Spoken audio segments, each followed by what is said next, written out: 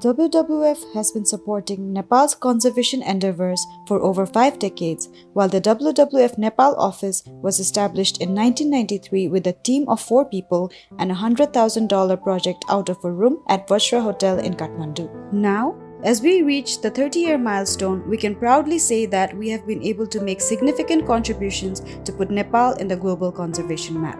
However, this journey did not come easy. From the civil unrest starting in 1996 affecting key working areas, loss of the conservation leadership in the tragic helicopter crash of 2006, political fluidity, the 2015 earthquake and the pandemic, we have faced many challenges. But we have been resilient through them all. Thanks to the government of Nepal, all the supporters, contributors, partners, and communities who always believed in our noble work, WWF Nepal has persevered.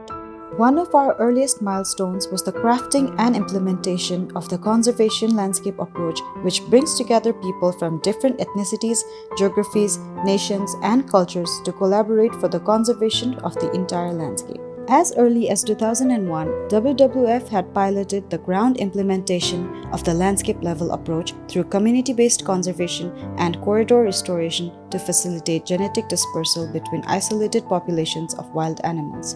By 2004, the government declared Tarai Arc as the first conservation landscape of Nepal with the tiger dispersal model.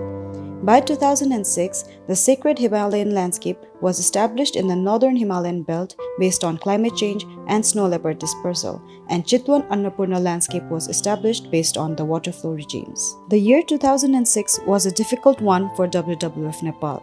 We lost the senior leadership along with the key members of the Global Conservation Fraternity in a helicopter crash right after one of our greatest milestones, the handover of the Kanchenjunga Conservation Area to the local community. While mourning the loss, we also worked towards institutionalizing the handover to the local community through KCA Management Council. WWF Nepal has stayed true to its belief in community stewardship and ownership, and the success of this approach is proven by the fact that ever since the KCA handover, there has been zero retaliatory killing of snow leopards in the area. Local communities are one of the key pillars of conservation. We truly believe that conservation can only happen if the people living in the landscapes are fully engaged in the overall process of conservation and are directly benefited from protecting nature. Human-wildlife interface is bound to happen when people and wildlife share the same space, but WWF is determined to create an environment where people and wildlife can coexist. Since 2003, WWF has worked on a community-based livestock insurance mechanism and linked the community with the government wildlife damage relief funds so that they can be compensated in case of loss and damage by wild predators. For mitigation, WWF has worked with the communities to create predator-proof corrals to protect livestock and to create and strengthen green enterprises to reduce the forest dependency of the local people. Alternative crops farming such as chamomile and bill fruit, skill-based training such as furniture making, and most importantly homestays are initiatives of WWF Nepal designed to support local communities living in wildlife corridors and buffer zones. To ensure the well-being of indigenous people alongside the safeguarding of the environment, WWF has initiated the Free Prior Informed Consent process, also known as FPIC, and collaborated with the National Foundation for Development of Indigenous Nationalities to design a national guideline for FPIC, which has now been endorsed by the government. Landscapes and wildlife are transboundary, so bilateral cooperation is crucial for the conservation of wildlife and nature. In 2010, WWF played a facilitating role in signing of a resolution with India and a memorandum of understanding with China. Another successful example of transboundary cooperation is the award-winning Khata Corridor for its integrated forest restoration efforts that connects the Bardia National Park in Nepal to the Katarnia Ghat Wildlife Sanctuary in India. Corridors like these are essential for the conservation of wildlife as they enable dispersal of long-ranging species and protect them from diseases, inbreeding, depression, and facilitate their long-term persistence. Alongside healthy forests and corridors, freshwater serves as a key component for conservation. Wetlands are known as the kidneys of the earth. They house countless floral and faunal species, serve as water resources for agriculture, and help to prevent floods. WWF has supported the protection and restoration of 8 out of 10 Ramsar sites in the country, including Gosaikunda, Gokyo, Bisazari, and the lake cluster of Pokhara, among others. WWF has also supported the government in creating basin management plans for major rivers such as the Koshi and in piloting the National Water Plan 2005. This approach coordinates the management of water, land, and other related resources to maximize conservation delivery without compromising the sustainability of the ecosystems. Water is synonymous with energy in Nepal. WWF Nepal works closely with the government to promote clean energy and mitigate the impact of climate change. From the 100% solar electrification of all 692 households in the Upper Dolpa region in 2008 to the installation of over 20,000 biogas plants in Tarai Arc landscape, we have supported access to clean energy resources.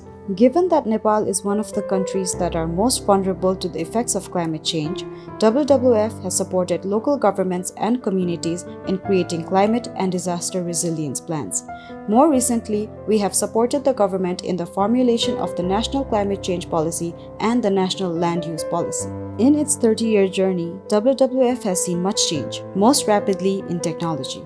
As a science-based organization, WWF has been able to introduce modern technologies to understand more about wildlife and nature than ever before. We have learned about wildlife species through camera traps to survey tiger numbers, GPS collars to understand the space use and behavior of elusive snow leopards, F-pods to help in tracking the movement of dolphins, and so on. Technology has also made the monitoring of wildlife trade and crime more efficient.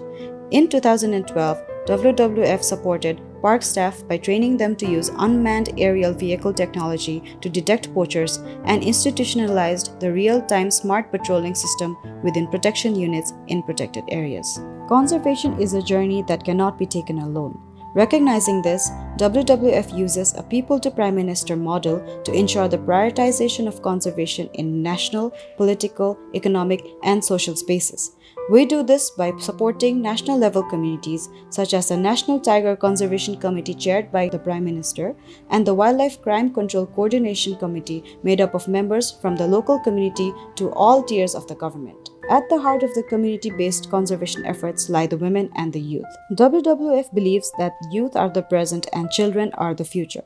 One of the ways WWF engages children and youth in conservation is through eco-clubs, which we supported from 1994 to date, with over 900 WWF-supported eco-clubs functional across the country. We also have memorial scholarships awarded in the name of our conservation heroes, which have educated over 120 students till date. These efforts over the last 30 years have contributed to achieve greater results, such as multiple instances of 365 days of zero poaching of rhinos, almost tripling of tiger numbers in 12 years, and the shortlisting of Tal as Global Restoration Flagship under the UN Decade of Ecosystem Restoration campaign. As we look to the future, WWF will support the government to create a new model of human-wildlife coexistence, devising innovative, community-led approaches. WWF will scale up its livelihood programs, such as small to medium-scale green enterprises, including farming of high economic crops, ecotourism, and livestock safeguarding. We will work more closely with the youth and make them into creators rather than seekers and ensure each new generation has a closer relationship with nature. Nepal now has the fastest infrastructure growth in South Asia, which is both a risk and an opportunity. Poorly planned infrastructure can cause significant harm to biodiversity and the natural environment we rely upon. We will also support the government to create sustainable, climate-resilient, and wildlife-friendly infrastructure. In 2022, Nepal government gazetted the Wildlife-Friendly Infrastructure Directives with support from WWF Nepal. Wildlife-friendly infrastructure will continue to be our priority. The Himalayas are the pulse of the planet and the water towers of Asia. The impacts of climate change are felt most significantly in freshwater resources. Moving forward, we aim to contribute towards making all the major rivers of Nepal pollution-free and restore more wetlands for the people and biodiversity, food, and energy security dependent on them. We thank the government of Nepal for its leadership and support, our partners and supporters who have enabled us to deliver conservation wins, donors who have trusted us and invested in our work, all our current and former workers who inspired us with their passion, and most importantly, the local communities who live the realities and challenges of conservation every single day. As we move towards a new horizon, we hope that your continued support drives us to achieve greater heights with continued journey of excellence and move towards a world in which people live in greater harmony with nature.